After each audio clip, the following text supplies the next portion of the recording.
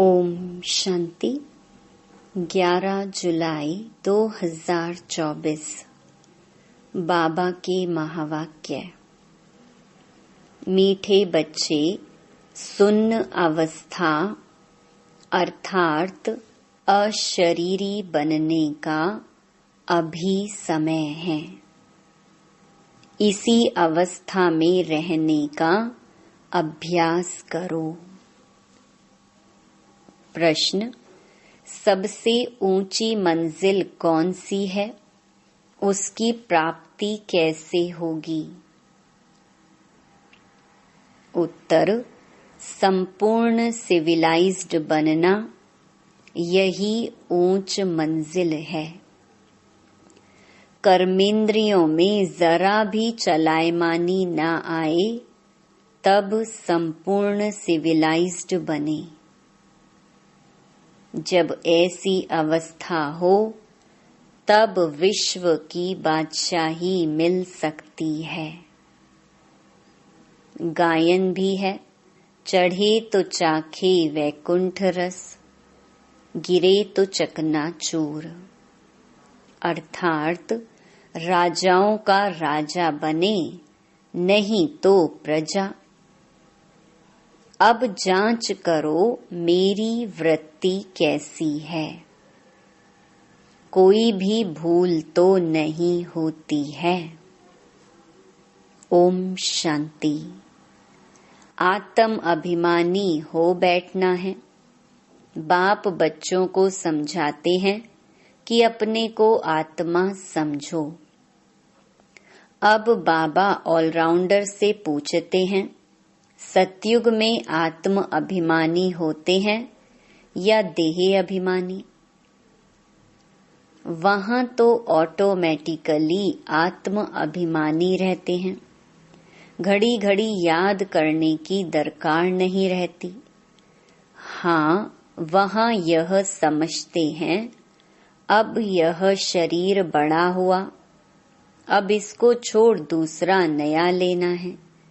जैसे सर्प का मिसाल है, वैसे आत्मा भी यह पुराना शरीर छोड़ नया लेती है।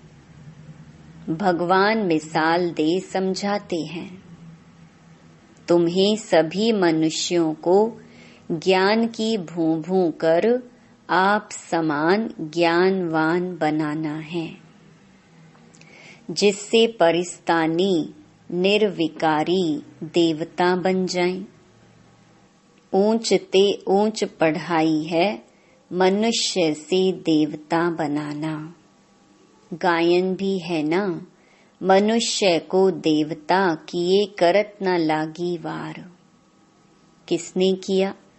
देवताओं ने नहीं किया। भगवान ही मनुष्यों को देवता बनाते हैं। मनुष्य इन बातों को जानते नहीं। तुमसे सब जगह पूछते हैं, आपकी एम ऑब्जेक्ट क्या है? तो क्यों नहीं एम ऑब्जेक्ट की लिखत का छोटा पर्चा छपा हुआ हो? जो कोई भी पूछे तो उनको पर्चा दे दो, जिससे समझ जाएं। बाबा ने बहुत अच्छी रीति समझाया है। इस समय यह कलयुगी पतित दुनिया है, जिसमें महान अपरम अपार दुख हैं। अब हम मनुष्यों को सतयुगी पावन महान सुख धाम में ले जाने की सर्विस कर रहे हैं व रास्ता बताते हैं। ऐसे नहीं हम अद्वैत नॉलेज देते हैं। वे लोग शास्त्रों की नॉलेज को अद्वैत नॉलेज समझते हैं। वास्तव में वह कोई अद्वैत नॉलेज है नहीं। अद्वैत नॉलेज लिखना भी रॉन्ग है। मनुष्यों को क्लियर कर बताना है, ऐसी लिखत छपी हुई हो जो झट समझ जाए कि इन्हों का उद्देश्य क्या है। कलयुगी पतित भ्रष्टाचारी मनुष्यों को हम अपार दुखों से निकाल सतयुगी पवित्र श्रेष्ठाचारी अपार सुखों की दुनिया में ले जाते हैं। बाबा यह ऐसे माना निबंध बच्चों को देते हैं, ऐसे क्लियर कर लिखना है। सब जगह ऐसी तुम्हारी लिखत रखी हो, झट वह निकालकर दे देनी चाहिए, तो समझें हम तो दुख धाम में हैं, गंध में पड़े हैं। मनुष्य कोई समझते थोड़े ही हैं कि हम कलयुगी पतित दुख धाम के मनुष्य हैं। यह हमको अपार सुखों में ले जाते हैं, तो ऐसा एक अच्छा पर्चा बनाना है जैसे बाबा ने भी छपाया था, सतयुगी हो या कलयुगी। परंतु मनुष्य समझते थोड़े ही हैं, रत्नों को भी पत्थर समझ फेंक देते हैं। यह है ज्ञान रतन। वह समझते हैं शास्त्रों में रतन है। तुम क्लियर कर ऐसा बोलो जो समझे, यहाँ तो अपार दुख है। दुखों की भी लिस्ट हो, कम से कम 101 तो जरूर हो। इस दुख धाम में अपार दुख है, यह सब लिखो, सारी लिस्ट निकालो। दूसरे तरफ फिर अपार सुख, वहां दुख का नाम नहीं होता। हम वह राज्य अथवा सुखधाम स्थापन कर रहे हैं जो झट मनुष्यों का मुख बंद हो जाए। यह कोई समझते थोड़े ही हैं कि इस समय दुख धाम है, इसको तो वह स्वर्ग समझ बैठे हैं। बड़े बड़े महल, नए नए मंदिर आदि बनाते रहते हैं। यह थोड़े ही जानते हैं कि यह सब खत्म हो जाने हैं। पैसे तो उन्हों को बहुत मिलते हैं रिश्वत के। बाप ने समझाया है, यह सब है माया का, साइंस का घमंड। मोटरें, एरोप्लेन आदि यह सब माया का शो है। यह भी कायदा है, जब बाप स्वर्ग की स्थापना करते हैं तो माया भी अपना भपका दिखाती है। इसको कहा जाता है माया का पॉम्प। अब तुम बच्चे सारे विश्व में शांति स्थापन कर रहे हो। अगर माया की कहाँ प्रवेशता हो जाती है तो बच्चों को अंदर खाता है। जब कोई किसके नाम रूप में फंस पड़ते हैं तो बाप समझाते हैं, यह क्रिमिनलाइज है। कलयुग में है क्रिमिनलाइजेशन, सतयुग में है सिविलाइजेशन। इन देवताओं के आगे सब माथा टेकते हैं। आप निर्विकारी, हम विकारी, इसलिए बाप कहते हैं हरेक अपनी अवस्था को देखें। बड़े बड़े अच्छे महारथी अपने को देखें। हमारी बुद्धि किसके नाम रूप में जाती तो नहीं। फलानी बहुत अच्छी है, यह करें, कुछ अंदर में आता है। यह तो बाबा जानते हैं, इस समय संपूर्ण सिविलाइज्ड कोई है नहीं। जरा भी चलायमानी ना आए, बहुत मेहनत है। कोई विरले ऐसे होते हैं, आंखें कुछ न कुछ धोखा जरूर देती हैं। ड्रामा किसकी सिविलाइज्ड जल्दी नहीं बनाएगा। खूब पुरुषार्थ कर अपनी जांच करनी है, कहाँ हमारी आंखें धोखा तो नहीं देती हैं। विश्व का मालिक बनना बड़ी ऊंची मंजिल है। चढ़े तो चाखे वैकुंठ रस, अर्थात राजाओं का राजा बनते, गिरे तो प्रजा में चले जाएंगे। आजकल तो कहेंगे विकारी जमाना है, भल कितने बड़े आदमी हैं, समझो क्वीन हैं, उनके अंदर भी डर रहता होगा कि कहाँ कोई हमें उड़ा न दे। हर एक मनुष्य में अशांति है। कोई कोई बच्चे भी कितनी अशांति फैलाते हैं। तुम शांति स्थापन कर रहे हो तो पहले तो खुद शांति में रहो, तब दूसरे में भी वह बल भरे।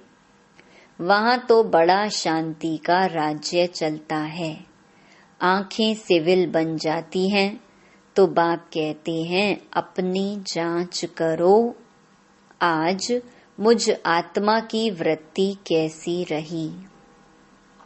इसमें बहुत मेहनत है, अपनी संभाल रखनी है। बेहद के बाप को भी सच कभी नहीं बताते हैं। कदम कदम पर भूलें होती रहती हैं।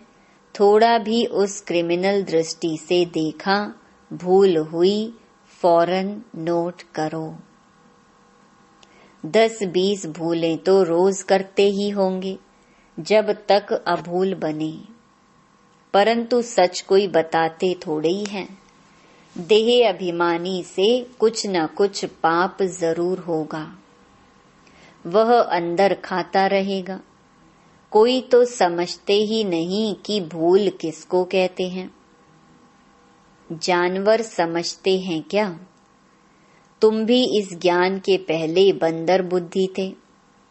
अब कोई 50%, कोई 10%, कोई कितना चेंज होते जाते हैं। यह आंखें तो बहुत धोखा देने वाली हैं। सबसे तीखी हैं आंखें। बाप कहते तुम आत्मा अशरीरी आई थी, शरीर नहीं था। क्या अभी तुमको पता है कि दूसरा कौन सा शरीर लेंगे, किस संबंध में जाएंगे? मालूम नहीं पड़ता। गर्भ में सुन्न ही सुन्न रहते हैं। आत्मा बिल्कुल ही सुन्न हो जाती। जब शरीर बड़ा हो तब पता पड़े। तो तुमको ऐसा बनकर जाना है। बस यह पुराना शरीर छोड़कर हमको जाना है। फिर जब शरीर लेंगे तो स्वर्ग में अपना पार्ट बजाएंगे। सुन्न होने का अभी समय है। भल आत्मा संस्कार ले जाती है। जब शरीर बड़ा होता है तब संस्कार इमर्ज होते हैं। अभी तुमको घर जाना है, इसलिए पुरानी दुनिया का, इस शरीर का भान उड़ा देना है। कुछ भी याद ना रहे। परहेज बहुत रखना है। जो अंदर में होगा वही बाहर निकलेगा। शिव बाबा के अंदर में भी ज्ञान है, मेरा भी पार्ट है। मेरे लिए ही कहते हैं ज्ञान का सागर। महिमा गाते हैं, अर्थ कुछ नहीं जानते। अभी तुम अर्थ सहित जानते हो। बाकी आत्मा की बुद्धि ऐसी वर्थ नॉट अ पेनी हो जाती है। अब बाप कितना बुद्धिवान बनाते हैं। मनुष्यों के पास तो करोड़ पदम हैं। यह माया का पॉम्प है ना। साइंस में जो अपने काम की चीजें हैं वह वहां भी होंगी। वह बनाने वाले वहां भी जाएंगे। राजा तो नहीं बनेंगे। यह लोग पिछाड़ी में तुम्हारे पास आएंगे, फिर औरों को भी सिखाएंगे। एक बाप से तुम कितने सीखते हो। एक बाप ही दुनिया को क्या से क्या बना देते हैं। इन्वेंशन हमेशा एक निकालते हैं फिर फैलाते हैं। बॉम्ब्स बनाने वाला भी पहले एक था। समझा, इनसे दुनिया विनाश हो जाएगी, फिर और बनाते गए। वहां भी साइंस तो चाहिए ना। टाइम पड़ा है, सीखकर होशियार हो जाएंगे। बाप की पहचान मिल गई, फिर स्वर्ग में आकर नौकर चाकर बनेंगे। वहाँ सब सुख की बातें होती हैं। जो सुख धाम में था वह फिर होगा। वहाँ कोई रोग दुख की बात नहीं। यहाँ तो अपरम अपार दुख है, वहाँ अपरम अपार सुख है। अभी हम यह स्थापन कर रहे हैं, दुख हरता सुख करता एक बाप ही है। पहले तो खुद की भी ऐसी अवस्था चाहिए, सिर्फ पंडिताई नहीं चाहिए। ऐसी एक पंडित की कथा है। बोला, राम नाम कहने से पार हो जाएंगे। यह इस समय की बात है। तुम बाप की याद में विषय सागर से क्षीर सागर में चले जाते हो। यहाँ तुम बच्चों की अवस्था बड़ी अच्छी चाहिए। योग बल नहीं है, क्रिमिनल आइज हैं, तो उनका तीर लग नहीं सकता। आंखें सिविल चाहिए। बाप की याद में रह किसको ज्ञान देंगे तो तीर लग जाएगा। ज्ञान तलवार में योग का जौहर चाहिए। नॉलेज से धन की कमाई होती है। ताकत है याद की। बहुत बच्चे तो बिल्कुल याद करते ही नहीं, जानते ही नहीं। बाप कहते हैं मनुष्यों को समझाना है कि यह है दुख धाम, सतयुग है सुख धाम। कलयुग में सुख का नाम नहीं, अगर है भी तो भी काग विष्टा के समान है। सतयुग में तो अपार सुख है। मनुष्य अर्थ नहीं समझते, मुक्ति के लिए ही माथा मारते रहते हैं। जीवन मुक्ति को तो कोई जानते ही नहीं, तो ज्ञान भी दे कैसे सकते। वह आते ही हैं रजो प्रधान समय में, वह फिर राजयोग कैसे सिखलाएंगे। यहाँ तो सुख है काग विष्टा समान। राजयोग से क्या हुआ था यह भी नहीं जानते। तुम बच्चे जानते हो यह भी सब ड्रामा चल रहा है। अखबार में भी तुम्हारी निंदा लिखते हैं। यह तो होना ही है। अबलाओं पर किस्म किस्म के सितम आते हैं। दुनिया में अनेक दुख हैं। अभी कोई सुख है थोड़े ही। भल कितना बड़ा साहूकार है, बीमार हुआ, अंधा हुआ तो दुख तो होता है ना। दुखों की लिस्ट में सब लिखो। रावण राज्य कलयुग के अंत में यह सब बातें हैं। सतयुग में दुख की एक भी बात नहीं होती है। सतयुग तो होकर गया है ना, अभी है संगम युग। बाप भी संगम पर ही आते हैं। अभी तुम जानते हो 5000 वर्ष में हम क्या क्या जन्म लेते हैं। कैसे सुख से फिर दुख में आते हैं। जिनको सारा ज्ञान बुद्धि में है, धारणा है, वह समझ सकते हैं। बाप तुम बच्चों की झोली भरते हैं। गायन भी है धन दिए धन ना खुटे। धन दान नहीं करते हैं तो गोया उनके पास है ही नहीं, तो फिर मिलेगा भी नहीं। हिसाब है ना। देते ही नहीं तो मिलेगा कहाँ से। वृद्धि कहाँ से होगी। यह सब है अविनाशी ज्ञान रतन। नंबरवार तो हर बात में होते हैं ना। यह भी तुम्हारी रूहानी सेना है। कोई रूह जाकर ऊंच पद पाएगी, कोई रूह प्रजा पद पाएगी, जैसे कल्प पहले पाया था। अच्छा, मीठे मीठे सिक्की लधे रूहानी बच्चों को नंबरवार पुरुषार्थ अनुसार बाप दादा व मात पिता का दिल व जान सिक व प्रेम से याद, प्यार और गुड मॉर्निंग। रूहानी बाप की रूहानी बच्चों को नमस्ते। धारणा के लिए मुख्य सार। पहला, अपनी संभाल करने के लिए कदम कदम पर जांच करनी है कि ए, आज मुझ आत्मा की वृत्ति कैसी रही। बी, आंखें सिविल रही। सी, देह अभिमान वश कौन सा पाप हुआ। दूसरा, बुद्धि में अविनाशी ज्ञान धन धारण कर फिर दान करना है।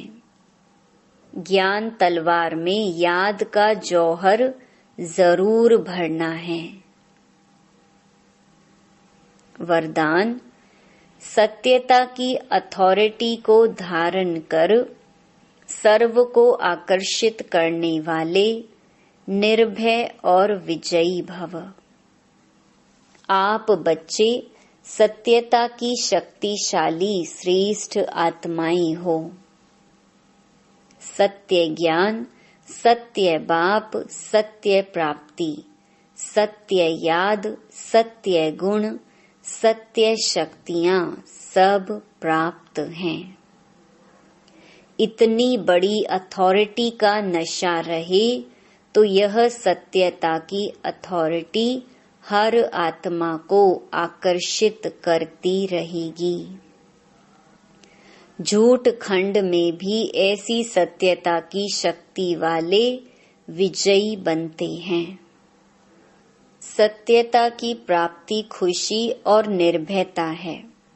सत्य बोलने वाला निर्भय होगा, उनको कभी भय नहीं हो सकता।